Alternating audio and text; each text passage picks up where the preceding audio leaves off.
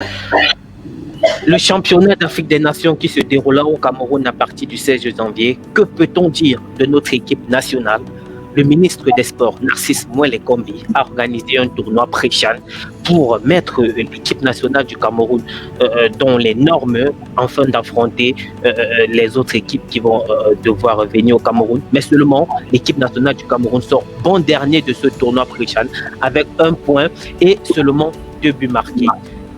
Nous voulons bien comprendre ce qui se passe dans la dernière des Lions indomptables. Nous avons un joueur qui a été appelé en renfort, mais qui finalement ne sera pas un renfort à cause de son malaise cardiaque. Il est tombé récemment lors du dernier match contre la Zambie. Nous voulons bien comprendre ce qui se passe dans la tête de Martin Tungu-Pilet. Je vais donner la parole à Rumining Tomo. Qu'est-ce qui se passe véritablement dans la tanière des April?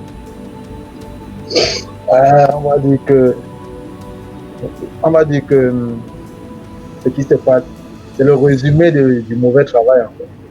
Donc, sur le plan administratif, l'équipe ne se porte pas bien, c'est du collage total. Et le résultat est là. Normalement, ce tournoi est révélateur de ce que rien n'est fait sur le plan, que ce soit sur le plan technique, sur le plan administratif. C'est un foutu. Et dommage que ça se passe comme ça.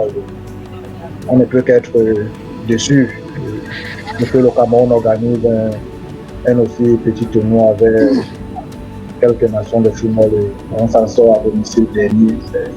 C'est lamentable.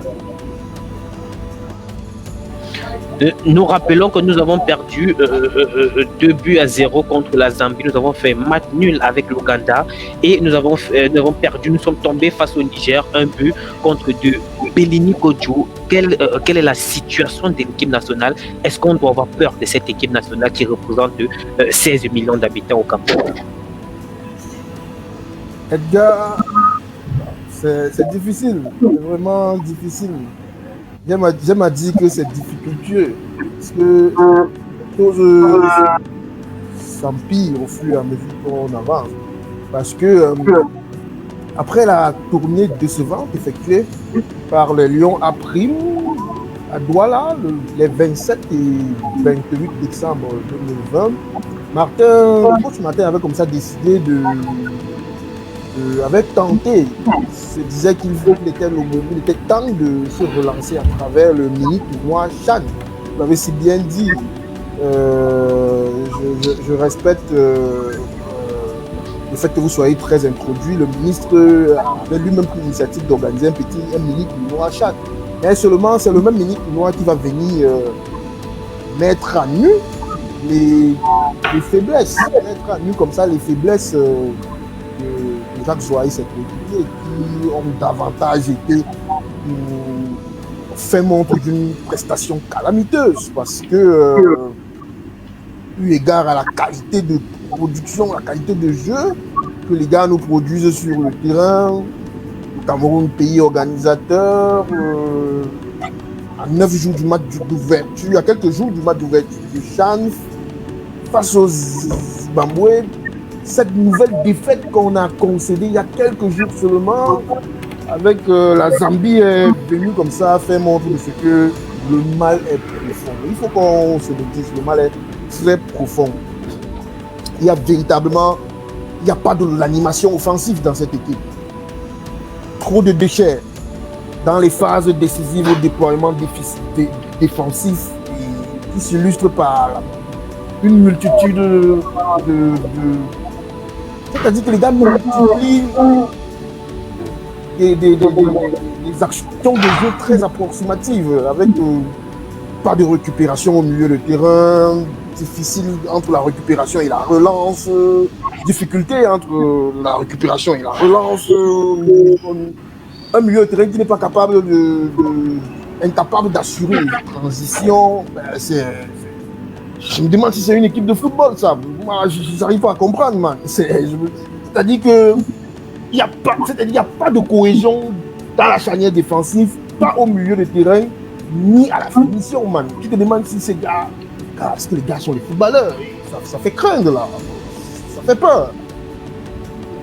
Nous allons essayer de... On devrait être tous estomaqués, parce que là... C'est terrible. Oui, bon. Nous allons essayer de comprendre avec le coach Moyat Mbami. Coach, comment comprendre qu'un coach aussi capé comme Martin Togo-Pilé, champion du Cameroun à Sydney 2000 avec l'équipe nationale du Cameroun, c'est lui qui apporte le Cameroun au Rwanda en 2016 où ils sortent en quart de finale de ce championnat d'Afrique des Nations. Comment comprendre qu'il vient prendre une sélection et changer les joueurs à plus de 80%? Est-ce que ça, c'est une faute lourde?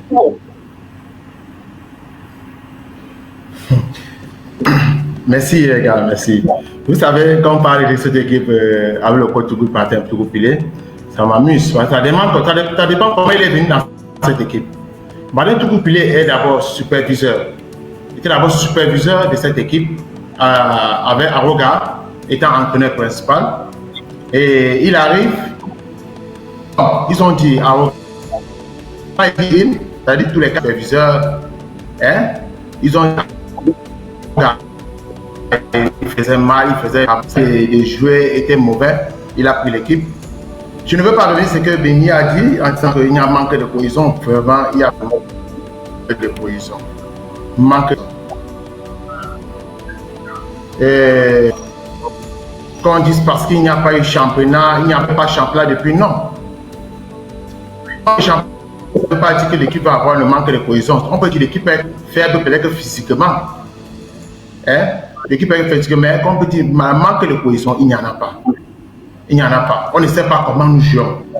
Donc, je ne sais pas comment expliquer cette question que vous m'avez posée là. Franchement, le coach Martin Togo-Pilé lui-même est dépassé des événements.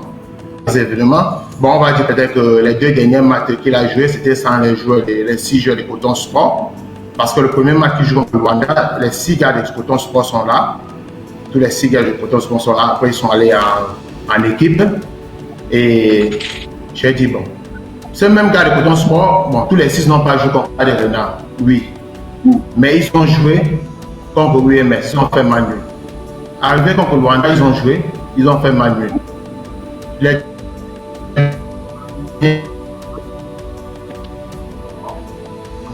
J'ai même proposé dans une radio à la que si Martin Togo-Pilé était intelligent, il y a des superviseurs qui est le coach principal de Coton Sport, Youssouf Abaka, quel lien les superviseurs, tout simplement dépend de ces 6 joueurs, par 2 joueurs Coton Sport, encore augmenté par des joueurs, on fait le lot, parce qu'il a totalement changé l'équipe. Totalement changé l'équipe. Or, une équipe qui avait un noyau, depuis là où il y avait un noyau, il faut qu'on se dise, cette équipe avait un noyau, avait un fond de jeu, et a placé sur place. Quand on dit le noyau d'une équipe, on parle de 8-7 joueurs. On dit que bon, voilà 8-7 joueurs titulaires que nous sommes sûrs. Et Aouga savait le manque du championnat qu'il y avait. Donc, c'est que nous allons à la canne, je peux dire, avec les armes sans cartouche. Avec les armes sans cartouche, c'est ça avec les armes sans cartouche, c'est ça que l'on va retenir. Comment comprendre aujourd'hui Rominique Ndombo, cette équipe qui n'a pas de noyau solide? Comment comprendre qu'on appelle Martin Togo-Pilé le spécialiste du football camerounais alors qu'il n'a même pas gagné une coupe du Cameroun ou alors un championnat camerounais avec une équipe du Cameroun? Comment comprendre qu'aujourd'hui on appelle ce coach un spécialiste du football camerounais alors qu'il n'a aucun titre à l'échelle nationale? Bon, vous savez, nous sommes dans un pays où les réseaux poussent les gens au sommet du football comme ça. On ne sait pas, ils sont nombreux au Cameroun qui n'ont jamais, que les faits d'âme ne parlent pas pour eux. Il y a les entraîneurs au Cameroun, je vais vous citer un nom, les Laurent Jack, ils sont les tournois, mais ils n'ont pas de sélection parce qu'ils ne sont pas dans la machine. Et il y a d'autres, là, on va taper les noms matin de l'histoire, vous voyez. Et en fait, l'équipe nationale du Cameroun, Togo-Pilé, en venant, il devait se dire, bon, il est déjà dans le football camerounais depuis longtemps. Il devait mettre une stabilité d'abord sérieuse dans cette équipe. Parce que jusqu'à mercredi dernier, on appelait les gens. Si on appelle les gens, j'ai posé la question d'un truc, mais est-ce que la CAF n'a pas donné une date butoir pour donner la liste? Parce que la liste a été donnée mercredi et on a appelé 4 joueurs en sélection mercredi, parmi lesquels un étant dans le train, dans le bus pour Yaoundé, en van, apprend que non, ce n'est pas lui qu'on a appelé, c'est un film. Il y a un jeune qu'on appelle Mpaï. Quand on a appelé chez les Lions, il n'a même pas porté la tenue de l'équipe nationale du Cameroun à l'entrée de Yaoundé, on lui dit que non, est-ce que c'est sérieux? C'est pas sérieux. Il veut dire, sur le plan administratif, on doit commencer à faire les choses de bonne manière. Parce que quand c'est calme administrativement, on revient sur le terrain, le groupe est... Normalement, le Cameroun devait déjà avoir son royaume. À moins d'une semaine ou à moins 8 jours du CHAN, on n'a pas une équipe qui ressort. On n'a pas 6 joueurs qui ressortent là qu'en fait, voilà le statut d'une équipe. On n'a pas. Et ça se voit au stade. L'équipe est divisée en deux. Le milieu de terrain, vous savez, j'ai regardé le match entre le Niger et la Zambie. Il faut dire qu'il ne faut pas se tromper. Le Cameroun, entre le Niger et la Zambie, le Cameroun est très loin. C'est pas le même niveau. Parce que cette équipe vient jouer le CHAN, mais en fait, c'est l'équipe nationale de la Zambie. C'est l'équipe nationale de la Zambie directe, hormis les joueurs de tout ça, bien quelques. Parce qu'ils ont la particularité de ce que l'équipe nationale, ce n'est pas seulement les joueurs qui sont professionnels, qui viennent d'Europe, ou bien qui viennent d'Amérique du Sud, ou bien d'Asie. Eux, ils font généralement avec les gars qui jouent à domicile. Et c'est ces gars-là qui viennent jouer ce CHAN. Et ces gars ont les automatismes. En football, quand il n'y a pas d'automatisme, c'est très dangereux. Ces gars ont les... Je veux par exemple parler du match de la Zambie. Les gars avaient un circuit préférentiel où les gars ont détecté que la faille côté camerounais sur le latéral droit, on l'appelle, et c'est pas, il a un nom là, il n'a jamais dépassé la vitesse par exemple. À chaque fois que ce soit le défenseur central ou le milieu de terrain, on mettait le ballon dans son dos. Dès qu'on met dans son dos, il est battu. À chaque fois, le côté d'Ando, c'était le côté du le ballon ne venait pas côté gauche. Mais côté droit, ça passait comme le milieu de terrain camerounais. Je n'ai jamais vu un milieu de terrain aussi faire. Incapable de se retourner, de se mettre face au jeu. On donne le ballon au gars, généralement c'est passe latérale, passe au défenseur central, au Fofana. Vous savez que le match contre la Zambie, on joue là la 21e. On a donné un ballon à Fofana. Il est dos au jeu. Monsieur ne sait pas ce qu'il y a dans son dos, il n'a pas pris l'information. Il veut se retourner comme un grenier. On intercepte le ballon et c'est la première occasion de la Zambie. C'est pas si vous avez vu. Le gars est passé au bol, il tire directement, il tire hors. Donc, comme on a eu sa première action à la 31e minute, c'est pas sérieux pour une équipe qui joue à domicile. Premier tir cadré camerounais, c'est Ako. À la 31e minute, c'est très dangereux. Et c'est significatif de ce que, mais on n'a rien à attendre au chat.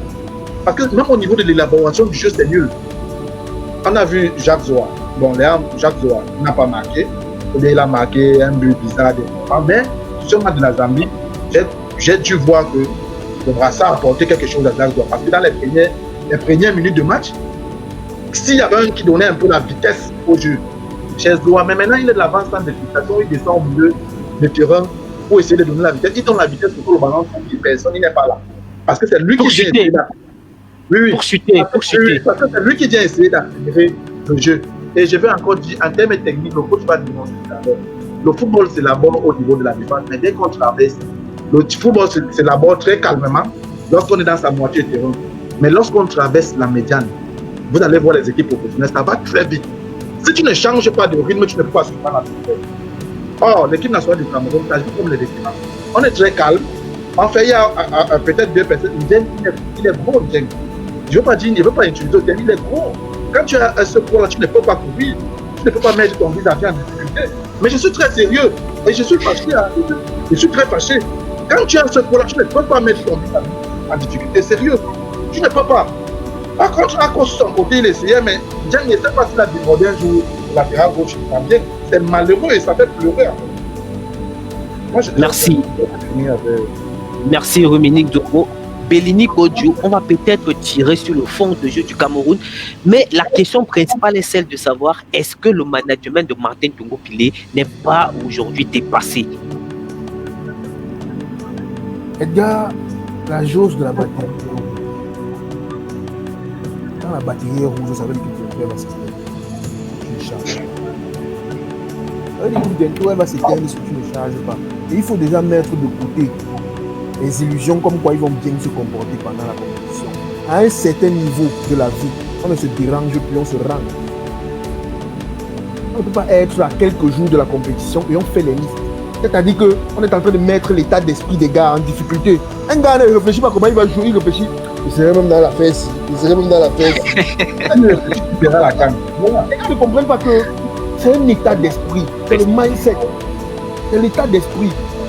Et j'ai envie de faire comprendre aux autres que arrêtons de faire comme si on ne connaît pas la solution. Quand on a la solution, on va la chercher, on ne se bat plus comme si on n'avait pas la solution. Et les solutions, on les a, on les aide, on a toutes ces solutions-là avec nous. Laisse-moi te dire qu'aujourd'hui, le football, c'est quasiment plus de 60% en administratif. On va sur le terrain seulement implémenter tout ce qu'on s'est dit. On ne vient pas sur le terrain faire les histoires, un gars a un malaise cardiaque. Vous ne consultez pas les gars quand ils arrivent. Mais c'est pas possible, frère. Vous faites comment même? Les médecins sont là-bas. Les médecins ils signent seulement pour avoir l'argent. Qu'est-ce qui se passe? On essaiera de Du coup, ce n'est pas le management de Tungu Pile qu'il faut questionner, c'est le management de toute une fédération qu'il faut questionner. Et ce n'est pas aujourd'hui que ça date. Cela fait des années que ça date. Je vous dis, cette équipe de l'animation offensive marquée par une multitude de déchets dans les phases décisives au déploiement défensif qui se illustre par de multiples approximations à la fois dans la récupération, dans la relance même, en passant par un milieu de terrain qui est incapable d'assurer les transitions. Les gars vont vous produire quoi? Une attaque stérile. Les gars jouent 3 matchs. C'est-à-dire qu'on organise un petit truc chez nous, une petite fête à la maison. Les gars, ils viennent sortir dernier. C'est pas sérieux. C'est pas sérieux. Mais maintenant, la question qu'on se pose, c'est est-ce qu'on a sélectionné les meilleurs? Et même si on n'a pas sélectionné les meilleurs, est-ce que ceux qu'on a sélectionnés, ils sont dans un environnement optimal à produire le meilleur d'eux? Parce que parfois, c'est de ça qu'il s'agit. Est-ce que les gars sont dans un environnement optimal à produire le meilleur d'eux? Mais que non. On a l'impression qu'on a invité les gars de venir prendre une coupe à la maison. C'est ce qui va se passer. Et ça fait longtemps que ça dure. On a compris que ça fait longtemps que ça dure. On essaiera de comprendre avec le coach Mauriat Mbami, coach Mauriat. L'équipe nationale de Yves Clément Aroka ne perdait pas, mais il faisait beaucoup de nuls. Aujourd'hui, l'équipe de Martin Tungu Pile a 2 défaites, 1 nul et 1 victoire. Le bilan est catastrophique. Quels sont les délais aujourd'hui pour produire un bon résultat dans un championnat? Quels sont les délais? Comment faut-il appeler les joueurs? Dans quel timing? On veut comprendre tout ça pour essayer de faire un parallèle avec le coach Martin Tungu Pile et avec l'administration de l'équipe du Chan. Ok, je vais répondre à votre question. Avant de répondre à votre question, vous avez dit que l'Aouga ne perdait pas, mais faisait beaucoup de nuits. Je vais vous dire qu'elle ne perdait pas parce qu'elle était à un niveau de travail. Parce que quand un entraîneur est en train de travailler, il peut dire non, je commence d'abord à travailler de l'arrière, après je travaille mon milieu, après je m'avais fini avec l'attaque. Et quand j'ai fait mes maths, et quand il me fait mes maths d'évaluation, je ne peux regarder comment l'arrière comporte. Après, quand il voit l'arrière se comporter bien, il peut seulement aller perfectionner là-bas. Et là, il vient arranger le milieu. Quand il voit le milieu se travailler bien, c'est pourquoi j'ai dit au départ, Aouga avait un noyau, avait un fond de jeu. Maintenant, Aouga, tout ce qu'il réclamait, il avait besoin d'un tueur. Quand il y a un tueur, un méchant centre qui peut marquer à toutes les positions. C'était la difficulté qu'Aouga avait, parce qu'Aouga marquait un peu moins. Maintenant, avec le coach Tungu, et vous savez, un système de jeu, c'est fait avec les joueurs qu'on a en main, et aussi, et chaque entraîneur a son système qu'il aime adopter. Aouga avait un système de 4-3-3 qu'il aime adopter, qui peut jouer par la terre, jouer en bloc équipe et sortir soit sur les côtés, sortir soit là en bloc et remonter. Arriver peut-être qu'à la partie avancer, ouvrir un peu le jeu et entrer avec. C'est un peu le jeu d'Aouga. Et Aouga joue aussi un peu avec des pensées hautes. Mais avec Tungu, comme on dit, il n'y a pas de cohésion. De un, il n'y a pas de cohésion, il n'y a pas de bloc équipe dans cette équipe. Dans cette équipe de Tungu. Et actuellement, avec la question que vous m'avez posée, qu'est-ce qu'il faut faire, qu'est-ce qu'il faut faire?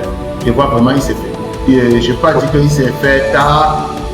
Donc je peux dire qu'il s'est fait tard pour dire qu'il faut former une équipe qui parle avec une bonne position. Est-ce que les joueurs qu'on a appelés sont les joueurs qui sont en point? Coach,